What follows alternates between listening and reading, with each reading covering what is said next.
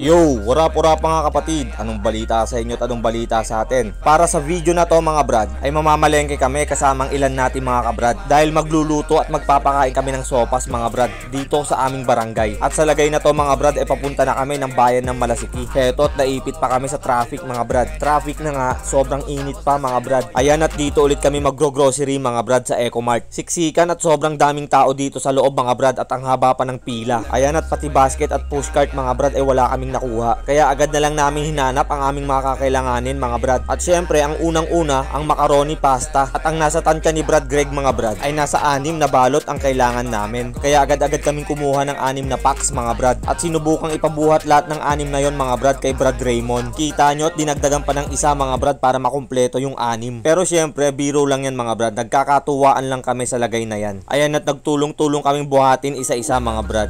Sila lang pala mga brad dahil cellphone ang hawak ko. At sa wakas mga brad ay nakakuha si Brad Raymond ng pushcart at kami nagpatuloy na sa pamimili mga brad. Ayan at mukhang hindi alam ni Brad Teng ang dadamputin niyang nor cubes mga brad. Bali beef na cubes pala ang kailangan namin mga brad. At si Brad Greg na rin ang dumampot mga brad. At tabi lang ng konti Brad Greg dahil hindi magkasya yung ibang customer. May 3-in-1 coffee pala na free yung nor cubes mga brad. Kaya medyo makakatipid na kami sa kape mga brad. At dumampot na rin kami ng mga kutsara at styro cups mga brad. At sa pangalawang palapag pala to mga brad. At nung nakompleto na lahat ng kailangan namin mga brad ay pinapila na rin namin si Brad Raymond. Bali pupunta pa kami ng loob ng palengke mga brad dahil mamimili pa kami ng gulay-gulay at pangsahog sa sopas mga brad. Ayan at tignan nyo yung haba ng pila mga brad. At iiwan na rin namin si Brad Raymond at Brad Rems dito sa grocery mga brad dahil mamimili pa kami ng mga gulay at para na din hindi takaw sa oras mga brad. At shoutout po kay ate na nakasabay namin mag-grocery. At huhulaan ko lang mga brad kung ano ang tinanong niya kay Brad Raymond. Mukhang tinanong niya kung para saan ang mga pinamili namin mga brad dahil siguro ay nagtataka siya kung bakit ang dami naming pinamili. At ang sagot siguro ni Brad Raymond,